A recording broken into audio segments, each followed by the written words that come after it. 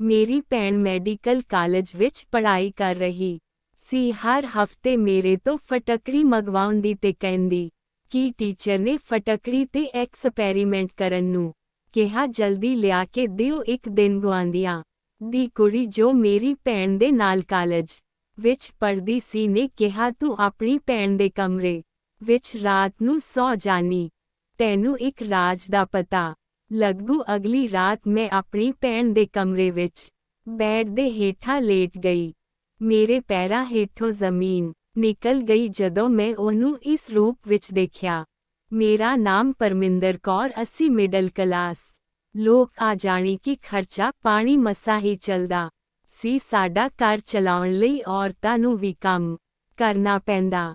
ਅਸੀਂ ਦੋ ਭੈਣਾਂ ਭਰਾ ਨਹੀਂ ਸੀ।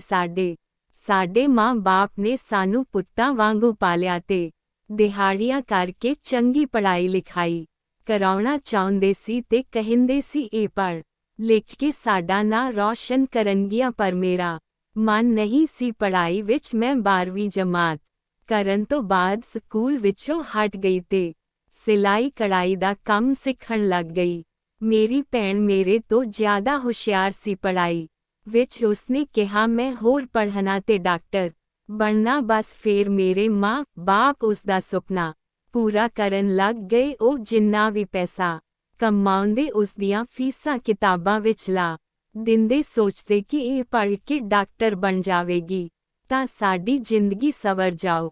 ਪਰ ਕਿਸਮਤ ਤੋਂ ਬਿਨਾਂ ਕੁਝ ਨਹੀਂ ਮਿਲਦਾ। ਉਂਝ ਹੀ ਕਿਸਮਤ ਨੂੰ ਕੁਝ ਹੋਰ ਹੀ ਮਨਜ਼ਰ ਸੀ। ਸਾਡਾ 2 ਕਮਰਿਆਂ ਦਾ ਕੱਚਾ ਘਰ ਸੀ। ਇੱਕ ਕਮਰੇ ਵਿੱਚ ਅਸੀਂ ਦੋਵੇਂ ਭੈਣਾਂ ਰਹਿੰਦੀਆਂ ਤੇ ਦੂਜੇ ਕਮਰੇ ਵਿੱਚ ਮੰਮੀ ਪਾਪਾ। ਸਾਡੇ ਕਮਰੇ ਵਿੱਚ ਸਾਰੀ ਰਾਤ ਲਾਈਟ ਚੱਲਦੀ ਰਹਿੰਦੀ ਤਾਂ ਮੈਨੂੰ ਨੀਂਦ ਨਾ ਆਉਂਦੀ ਤਾਂ ਮੈਂ ਆਪਣੀ ਮੰਮੀ ਪਾਪਾ ਦੇ ਕਮਰੇ ਵਿੱਚ ਹੀ ਸੌਂ ਜਾਂਦੀ। ਉਹ ਸਾਰੀ ਰਾਤ ਜਾਗਦੀ ਰਹਿੰਦੀ ਤੇ ਪੜ੍ਹਦੀ ਰਹਿੰਦੀ। ਮੇਰੀ ਭੈਣ ਨੂੰ ਇੰਨੀ ਮਿਹਨਤ ਕਰਦੇ ਦੇਖ ਬੜਾ ਮਾਣ ਮਹਿਸੂਸ ਹੁੰਦਾ ਸੀ।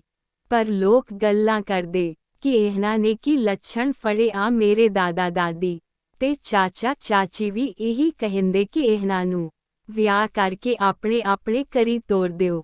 ਕੁੜੀਆਂ ਨੂੰ ਕੌਣ ਪੜ੍ਹਾਉਂਦਾ। ਪਰ ਮੇਰੇ ਮਾਂ-ਬਾਪ ਕਿਸੇ ਦੀ ਪਰਵਾਹ ਨਾ ਕਰਦੇ। ਉਹ ਕਹਿੰਦੇ ਕਿ ਇਹਨੇ ਕਾਬਲ ਕੁੜੀ ਨੂੰ ਅਸੀਂ ਕਿਵੇਂ ਘਰੇ ਬਿਠਾ ਲਈਏ। ਨਾਲੇ ਇਹ ਸੋਚਦੇ ਕਿ ਜਦੋਂ ਇਹ ਡਾਕਟਰ ਬਣ ਗਈ ਤਾਂ ਫੇਰ ਪੁੱਛਾਂਗੇ ਇਹਨਾਂ ਨੂੰ। ਫੇਰ ਤਾਂ ਇਸ ਦੇ ਦਾਦਾ ਦਾਦੀ ਵੀ ਇਹੀ ਕਹਿਣਗੇ ਕਿ ਸਾਡੀ ਪੋਤੀ ਆ ਜੋ ਡਾਕਟਰ ਬਣੀ ਆ। ਜਦੋਂ ਭੈਣ ਦੀ ਫੀਸ ਭਰਦੇ ਤੇ ਲੋਕਾਂ ਦੀਆਂ ਗੱਲਾਂ ਸੁਣਦੇ ਥੱਕ ਜਾਂਦੇ ਤਾਂ ਆਪਸ ਵਿੱਚ ਬੈਠ ਕੇ ਸਾਰੇ ਜਣੇ ਗੱਲਾਂ ਕਰ ਦਿਲ ਹੌਲਾ ਕਰ ਲੈਂਦੇ। ਇੱਕ ਦੂਜੇ ਦਾ ਹੌਸਲਾ ਵਧਾਉਂਦੇ ਤੇ ਦਮ ਤੋੜਦੀ ਹੋਈ ਉਮੀਦ ਨੂੰ ਫਿਰ ਤੋਂ ਸਹਾਰਾ ਦੇ ਖੜਾ ਕਰਦੇ। ਅਖੀਰ ਦੇ ਬਾਅਦ ਮੈਡੀਕਲ ਕਾਲਜ ਵਿੱਚ ਉਸਦਾ ਸਿਲੈਕਸ਼ਨ ਹੋ ਗਿਆ। ਬਸ 4 ਸਾਲ ਦੀ ਹੋਰ ਪੜ੍ਹਾਈ ਰਹਿ ਗਈ ਸੀ। ਮੈਡੀਕਲ ਕਾਲਜ ਪਟਿਆਲਾ ਸ਼ਹਿਰ ਵਿੱਚ ਸੀ ਤੇ ਅਸੀਂ ਬਠਿੰਡਾ ਦੇ ਇੱਕ ਨਿੱਕੇ ਪਿੰਡ ਵਿੱਚ ਰਹਿੰਦੇ ਸੀ। ਰੋਜ਼ ਬੱਸ ਤੇ ਜਾਣਾ ਔਖਾ ਸੀ ਤਾਂ ਅਸੀਂ ਉਸਨੂੰ ਹੋਸਟਲ ਵਿੱਚ ਪਾ ਦਿੱਤਾ ਤੇ ਹਰ ਹਫ਼ਤੇ ਐਤਵਾਰ ਨੂੰ ਛੁੱਟੀ ਵਾਲੇ ਦਿਨ ਘਰੇ ਆ ਜਾਂਦੀ।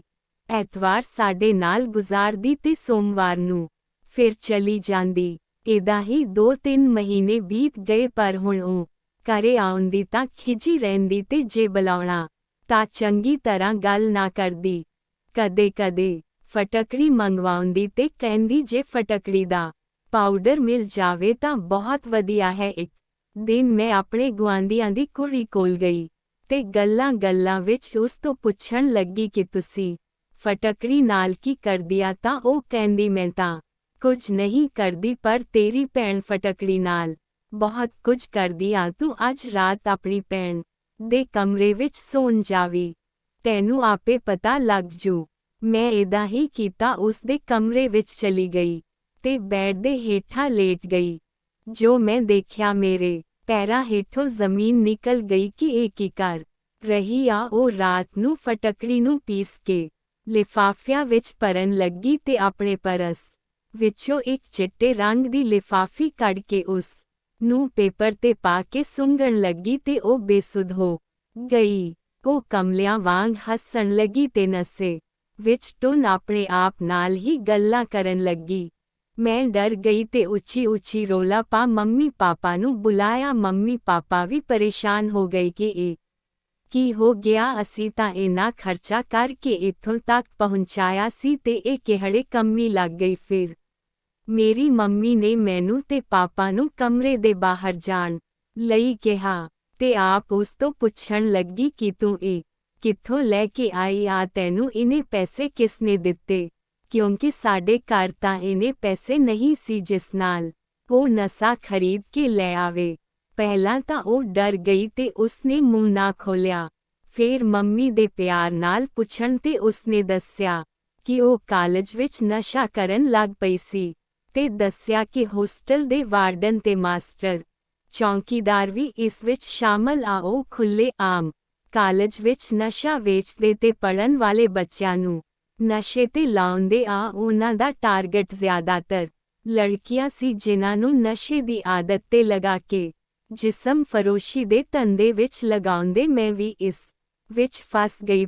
ਜਿਸਮ ਫਰੋਸ਼ੀ ਧੰਦੇ ਵਿੱਚ ਜਾਣ ਲਈ ਕਹਿੰਦੇ ਤੇ ਮੇਰੇ ਕੋਲ ਤਾਂ ਪੈਸੇ ਹੈ ਨਹੀਂ ਸੀ। ਮੈਂ ਫੇਰ ਇੰਨਾ ਕਹਿਣ ਦੀ ਦੇਰ ਸੀ ਕਿ ਮੇਰੇ ਪਾਪਾ ਨੇ ਉਸ ਨੂੰ ਕੁੱਟਣਾ ਸ਼ੁਰੂ ਕਰ ਦਿੱਤਾ। ਉਹ ਬੇਹੋਸ਼ ਹੋ ਗਈ। ਮੇਰੀ ਭੈਣ ਨਸ਼ੇ ਦੀ ਦਲਦਲ ਵਿੱਚ ਫਸ ਗਈ ਸੀ। ਹੁਣ ਉਹ ਨਸ਼ੇ ਦੇ ਬਗੈਰ ਨਹੀਂ ਸੀ ਰਹਿ ਸਕਦੀ, ਇਸ ਕਰਕੇ ਉਹ ਉਹੀ ਕਰਦੇ ਜੋ ਉਹ ਕਹਿੰਦੇ ਤੇ ਆਪਣੇ ਹੱਥੀਂ ਆਪਣੀ ਜ਼ਿੰਦਗੀ ਬਰਬਾਦ ਕਰ ਦਿੱਤੀ। ਮੇਰੀ ਮਾਂ ਨੇ ਤੇ ਮੈਂ ਮੇਰੀ ਭੈਣ ਨੂੰ ਮੇਰੇ ਪਾਪਾ ਤੋਂ ਮਸਾਂ ਛੁਡਵਾਇਆ। ਮੰਮੀ ਕਹਿੰਦੇ ਇਸ ਨੂੰ ਦਾਖਲ ਕਰਵਾਉਣਾ ਪੈਣਾ, ਪਾਪਾ ਕਹਿੰਦੇ ਮਰਨ ਦਿਓ ਇਸ ਨੂੰ, ਪਰ ਪਿਓ ਹੋਣ ਕਾਰਨ ਜ਼ਿਆਦਾ ਟਾਈਮ ਨਾ ਰੁਕ ਹੋਇਆ। ਥੋੜੇ ਟਾਈਮ ਬਾਅਦ ਗੁੱਸਾ ਸਾਥ ਹੋਇਆ। ਫਿਰ ਅਸੀਂ ਮੇਰੀ ਭੈਣ ਨੂੰ ਡਾਕਟਰ ਕੋਲ ਲੈ ਗਏ ਤੇ ਹੁਣ ਉਹ ਹੌਲੀ ਹੌਲੀ ਠੀਕ ਹੋਣ ਲੱਗੀ ਤੇ ਰੋ ਰੋ ਕੇ ਮਾਫੀ ਮੰਗਣ ਲੱਗੀ ਸੀ। ਪਰ ਹੁਣ ਕੀ ਫਾਇਦਾ, ਭਵਿੱਖ ਤਾਂ ਉਸ ਦਾ ਖਰਾਬ ਹੋ ਚੁੱਕਿਆ ਸੀ।